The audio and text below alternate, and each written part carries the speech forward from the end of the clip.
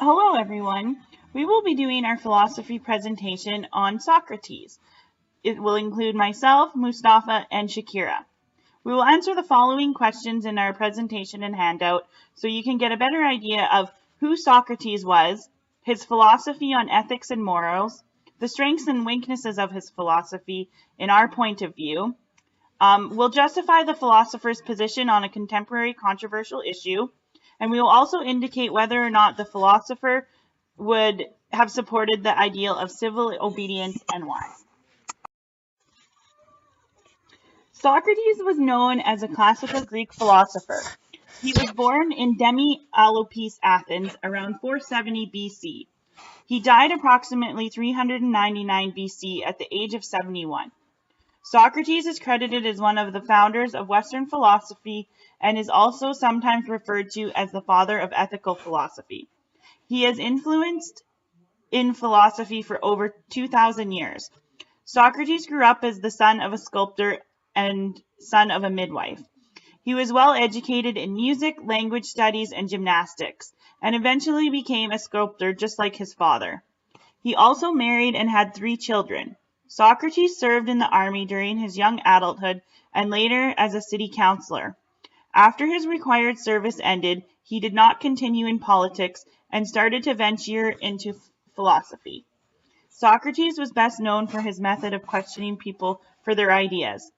This would lead his questions to expose the person as less knowledgeable and more hypocritical than they saw themselves. Socrates did not officially take on any pupils or write down anything himself. However, the young men of Athens would watch his method and follow him around, often practicing his method as well.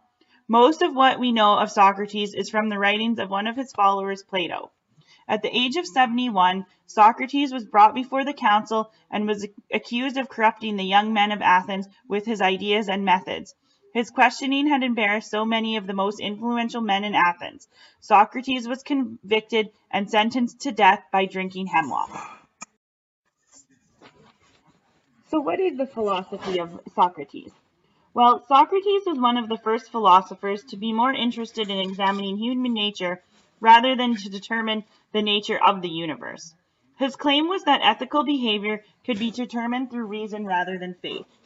Through a series of probing questions, the traditional beliefs about the meaning of life and accepting notions of good and bad. Socrates, most famously known for that, he claimed to have no wisdom except the wisdom to know that he knew nothing. His questioning soon pointed out the fallacy of those who did claim to be wise. This relentless questioning to get the truth of something is what we now call the Socratic method. Socrates would begin conversations as though he knew nothing, but through careful questioning, he would get his opponents to clarify their ideas and recognize, and hopefully eventually resolve any logical contradictions. It is also important to understand that Socrates did not question others to make them look foolish, but as a way of searching for the truth. He believed that he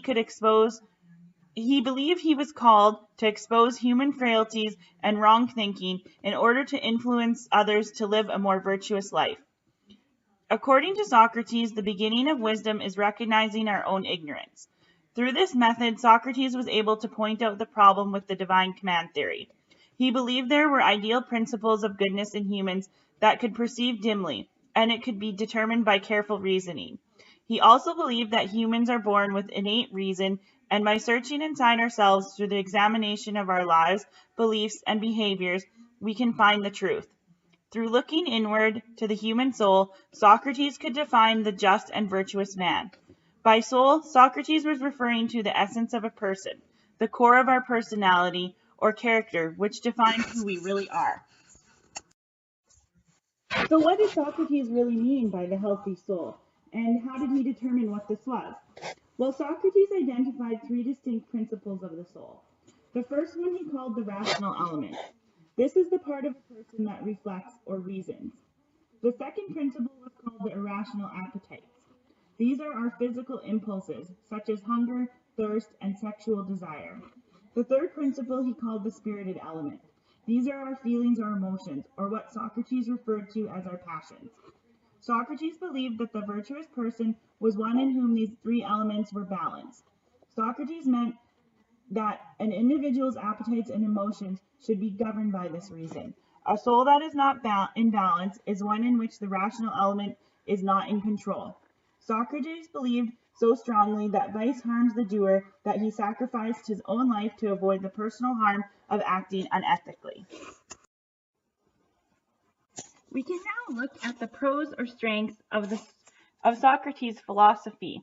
So, right and wrong are internal, so there is no complex formula to decipher them. Because we initially know what is ethical, there is no need to convince others of what is right or wrong, or to refer to logical arguments or a divine theory. By examining our inner wisdom and listening to our soul, we will know what is right and wrong. It is our ultimate goal and duty to make ourselves as good as possible. It is in our own best interest to be ethical. This will lead to inner peace and happiness. This system requires exercising self-control over our emotions and appetites, and letting common sense lead our behavior. This is not easy, but it can be achieved by everyone.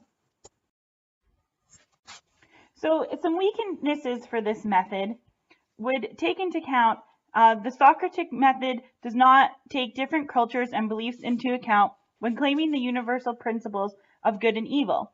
The system is deemed to be too individualistic.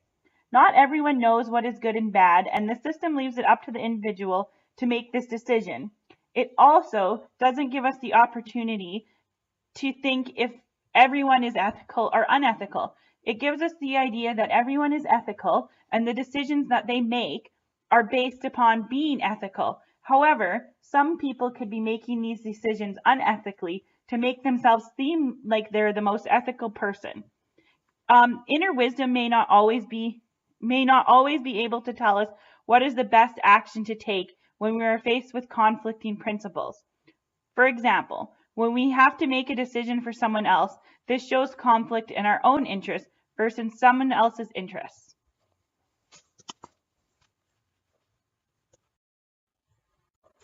So we can now use Socrates' philosophy towards a controversial issue, and we'll use a good death as our example.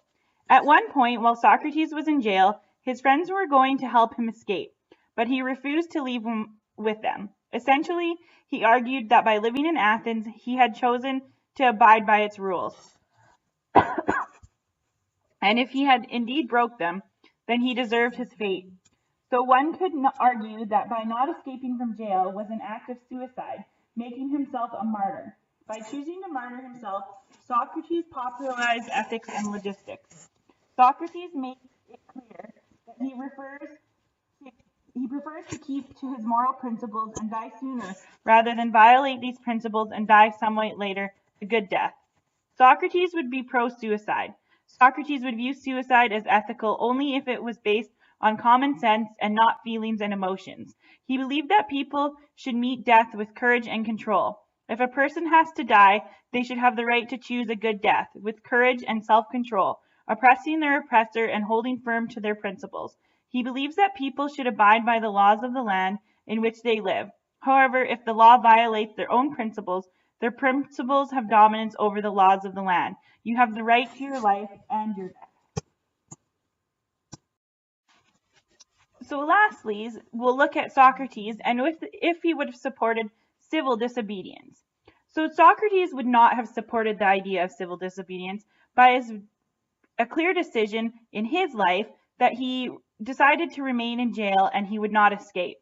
Socrates asserts multiple times that he is a man who follows the law. His entire motive behind not escaping from the prison when he could is that he obliged to not disrespect the law. Socrates believes his most pressing responsibility is to do what is right. So the question really comes down to not what is an advantage or what would please his friends or family, but to what is right. The question Socrates says is, what is the morally right thing to do? Socrates argues that it would be wrong for him to leave jail because he would be breaking a contract he had implicitly made with the laws of the city. In Socrates' contract, the same three elements were there. He, as a citizen of Athens, received all the benefits of the city when he needed them: education, paved streets, protection from criminal and outside threats, and all other benefits that come from living in a civil society governed by laws. 2. He, as a citizen, is required to obey the laws of the city.